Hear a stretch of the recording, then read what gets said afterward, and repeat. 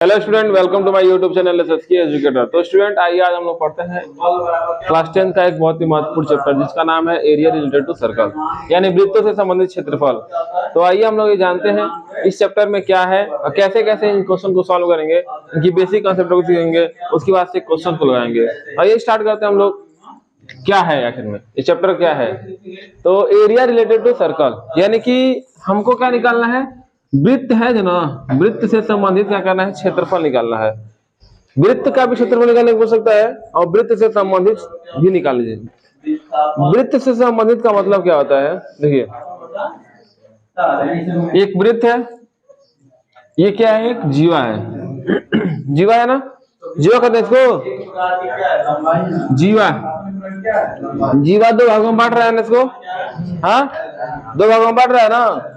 इस दो भागों में से कह दिया तुमको ये एरिया निकालिए, तब क्या करेंगे? छोटे भाग का एरिया निकालिए। इसका कह देगा एरिया निकालिए, कह देगा इसका एरिया निकालिए, ठीक है। कह देगा इसका लेंथ बताइए कितना होगा, इसका लेंथ बताइए कितना होगा। तो इसी टाइप के क्वेश्चंस को हम लोग सॉल्व करेंगे, है ना।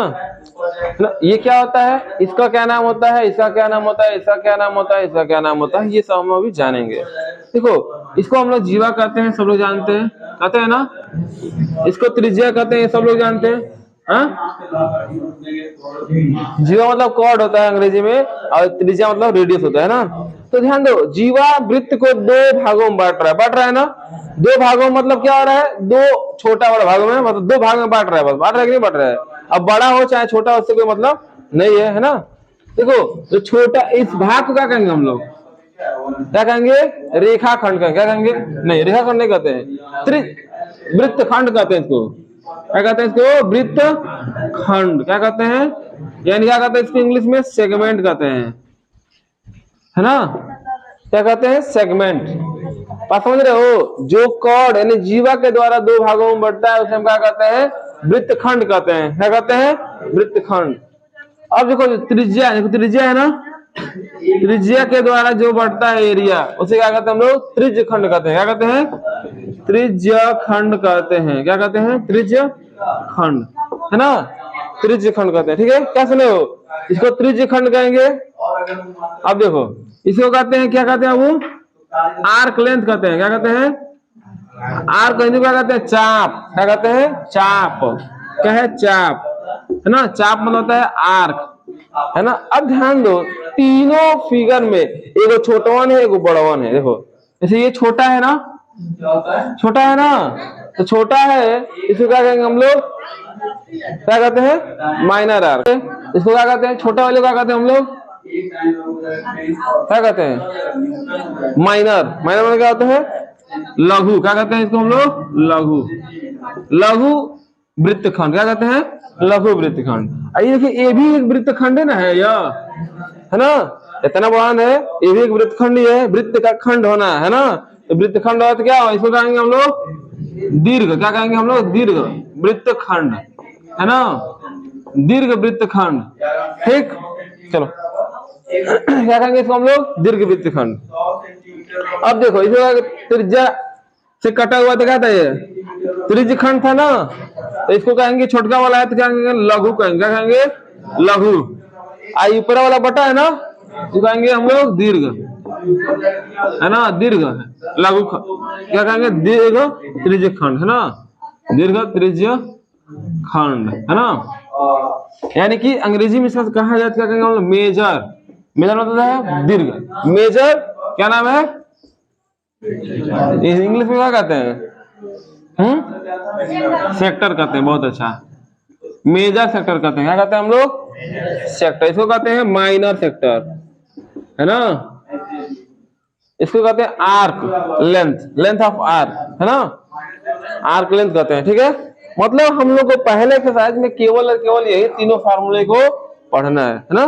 अब अगर हमको निकालना हो क्या, देखो, त्रिज्यखंड का क्षेत्रफल, त्रिज्यखंड का क्षेत्रफल, त्रिज्यखंड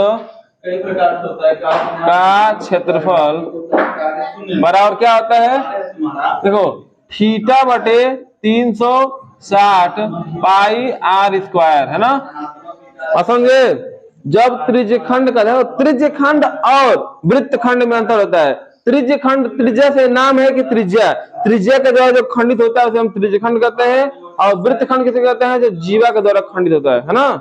जीवा के द्वारा जो खंड खंड होता है, टूटता है, उसे कहते हैं वृत्तखंड। और जो त्रिज्या के द्वारा, है ना, त्रिज्या है ना, इसके द्वारा बटेगा तो उसे हम क्या कहेंगे? त्रिज्यखंड कहेंगे। और त्रिज्यखंड के एरिया निकालना हो तो क्या फॉर्मूला लगाएंगे? थीटा बटे 360 पाई आर स्क्वायर, है ना। अब देखो वृत्तखंड का एरिया निकालना होगा तो वृत्तखंड का खंड, है ना, का एरिया निकालना कैसे? देखो वृत्तखंड है ना, है। अब इसका हम एक फिगर तुम लोग को दिखा रहा हूँ यहाँ पे। चलो यही ले लेता हूँ, मिटा रहा हूँ थोड़ा जियो। देखो इसका एरिया हमको निकालना है, इसका, ये वाले का। यहाँ से त्रिज्या, सेंटर से त्रिज्या को मिलाएंगे। ध्यान दो, हमको ये निकालना है। तो ये निकालने के लिए क्या करेंगे हम लोग? सबसे पहले हम क्या निकालेंगे? त्रिज्यखंड का एरिया निकालेंगे, है ना। पहले क्या करेंगे? त्रिज्यखंड का एरिया निकालेंगे। अब माइनस कर देंगे किसका? त्रिभुज का, है ना। देंगे त्रिज्यखंड का क्षेत्रफल, त्रिज्यखंड का क्षेत्रफल माइनस त्रिभुज का क्षेत्रफल। समझ गए? क्या करेंगे इसको? जब वृत्तखंड का क्षेत्रफल निकालना होगा, क्या करेंगे? वृत्तखंड का क्षेत्रफल निकालने के लिए क्या करेंगे? सबसे पहले त्रिज्यखंड का क्षेत्रफल निकालेंगे। आप माइनस कर देंगे किसको? त्रिभुज के क्षेत्रफल को। याद रहना चाहिए, बहुत बच्चे भूल जाते हैं वृत्तखंड और त्रिज्यखंड में, ध्यान देना अच्छे से। फिर क्या होता है? चाप की लंबाई, है ना, चाप की लंबाई। चाप की लंबाई का फॉर्मूला क्या होता है? थीटा बटे 360 2 पाई आर, है ना।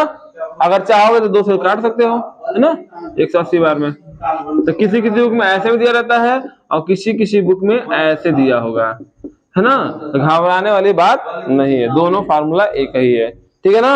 ये किसका फार्मूला हो गया? त्रिज्यखंड का। त्रिज्यखंड का फार्मूला क्या होता है? वृत्तखंड का फार्मूला? चलो सुधांशु बताओ तो इसको। वृत्तखंड का फार्मूला क्या होता है? हाँ, त्रिज्यखंड का क्षेत्रफल माइनस वृत्त का क्षेत्रफल का फार्मूला क्या होता है? वृत्त का क्षेत्रफल पाई आर स्क्वायर होता है ना। परिधि क्या होता है?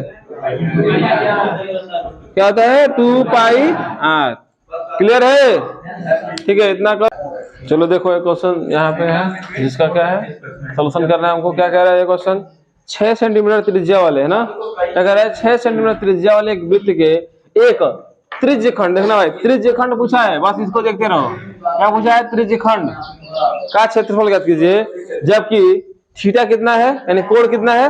60 डिग्री है। यानी एकदम आराम से थीटा वाला लिखेंगे 60 डिग्री, और त्रिज्या आर बराबर क्या लिखेंगे हम लोग? 6 सेमी, ठीक है ना। इतना हो गया। अब देखिए हमको क्या निकालना है? इसका क्षेत्रफल निकालना है ना। तो त्रिज्यखंड का देखो, जब तक देना कि दीर्घ का निकालिए, जैसे हम लोग इसको देखेंगे, देखो थीटा दिया है, इसका स्पष्ट है क्या है? किसका पूछ रहा है वो? लघु का पूछ रहा है कि दीर्घ का? लघु का ना भाई। क्यों? क्योंकि थीटा कितना दिया है? 60 डिग्री। और छोटी चीज कोण, छोटा नहीं त्रिज्यखंड बनेगा ना, बढ़ान के कोण रहेगा तो बढ़ान त्रिज्यखंड बनेगा ना। इसका मतलब क्या? बिना कुछ सोचे तुम क्या निकालोगे? लघु त्रिज्यखंड का क्षेत्रफल निकालोगे, है ना। लिखेंगे लघु त्रिज्य खंड का क्षेत्रफल क्या हो जाएगा? क्या हो जाएगा फॉर्मूला? थीटा बटे, है ना। देखो पाई का मान नहीं दिया है ना, कोई दिक्कत नहीं। जब नहीं दिया रहता तो 22/7 रखते हैं, और जब दिया रहता तो क्या रखते हैं? 3.14 रखते हैं, ठीक है। थीटा कितना है भाई? 60 डिग्री। डिग्री यहाँ लिखते रहना। पाई के वैल्यू लिखेंगे हम लोग 22/7। आर का मान कितना है? 6 गुणे 6। देखो 6 से कट जाएगा, 6 बार में कट जाएगा ना, फिर एगो 6 खत्म हो गया। 6 गुना 12 का 2, 6 गुना 12 1 13, है ना। क्या हो जाएगा? सेंटीमीटर स्क्वायर हो जाएगा, ठीक है। कोई दिक्कत किसी को नहीं? तो आगे तो चलो बच्चों एक और क्वेश्चन देखते हैं हम लोग, जो कि बहुत इंपॉर्टेंट है, आप लोग एग्जाम में बहुतों बार आया है और बहुत ही इजी है। बस आप लोग इस वीडियो में बने रहिए, आप लोग इतनी आसानी से सॉल्व करेंगे कभी सोच नहीं सके होंगे। तो आइए देखते हैं हम लोग सॉल्व करते हैं। और क्या क्वेश्चन कहता है पहले समझते हैं क्वेश्चन को, उसके बाद तो सॉल्व करेंगे आप लोग। तो देखिए समझना क्या है, कर एक वृत्ताकार खेत है। खेत देखिए सब लोग, सबका घरे खेत होगा नहीं हो तो देख लेना जाके, है ना। ऐसा खेतवा है, वृत्ताकार है ना। अब कह रहा है इसके चारों तरफ घेरा लगाना है, बाढ़ लगाना है ना, बाढ़ लिखा हुआ है, इसके चारों तरफ घेरा लगाना है ना। तब मान लेते हैं 1 मीटर यहाँ से आता है ना, यहाँ से आता क्या है 1 मीटर है। इस 1 मीटर का पैसा कितना रुपया है बाबू लोग, 24 रुपया। कितना रुपया है, 24 रुपया, है ना। ऐसे ही कर रहा है, ऐसे ही सगरी घेरा लगाने में, पूरा घेरा लगाने में कितना रुपया खर्च है, 5280 रुपया।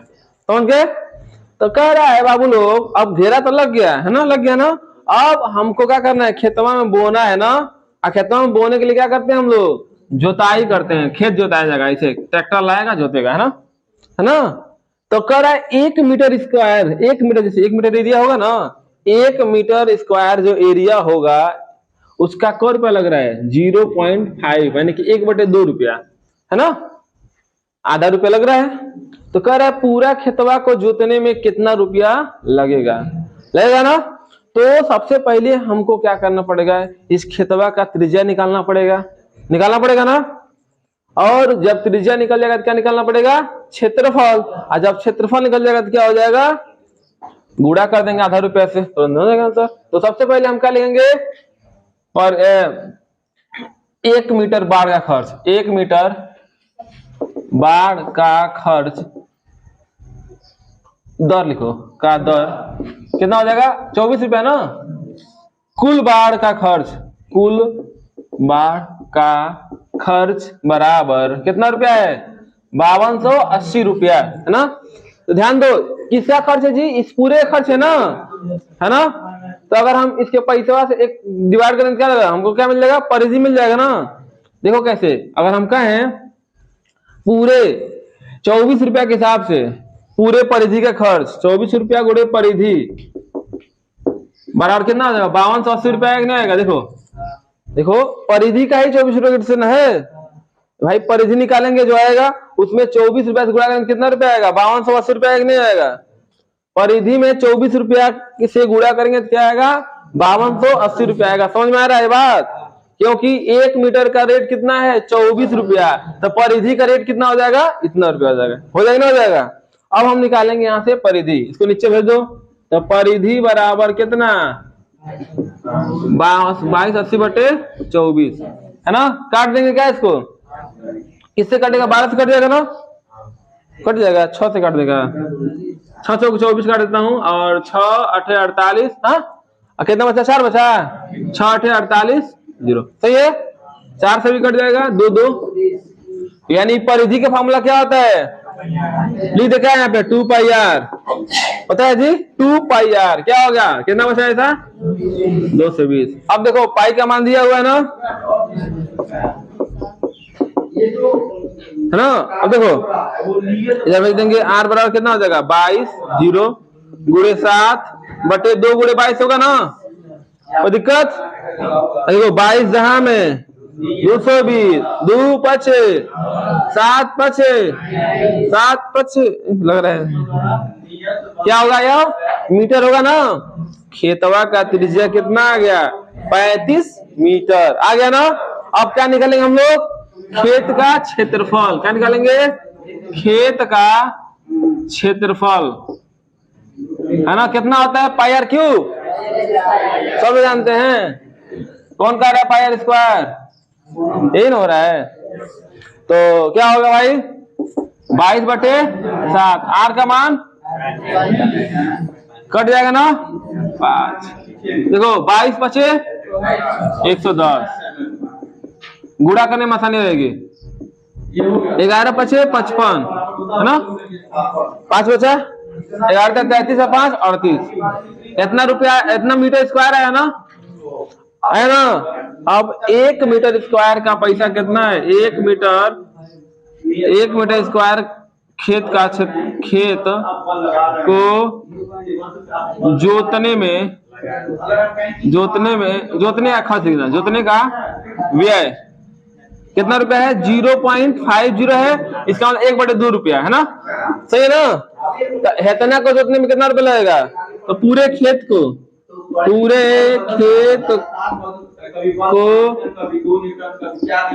जोतने का व्यय बराबर क्या हो जाएगा? इतना गुणे 1/2 होगा ना भाई। 1 मीटर स्क्वायर का मूल्य आधा रुपया, 98 रुपया। तो हेतना का क्या होगा? गुणा करेंगे नहीं करेंगे? तो गुणा कर देंगे भाई, तो क्या हो जाएगा? 38 50 कट जाएगा नहीं? 19 बार में और 25 बार, है ना, सही है ना। यानी कि 1925 रुपया लगेगा। कितना रुपया लगेगा? 1925 रुपया। किसके लिए लगेगा? इस खेत को जोतने के लिए, है ना। और जल्दी से जाओ अपना अपना खेत जोतवाओ और चैनल को सब्सक्राइब करो और शेयर करो ज्यादा से ज्यादा।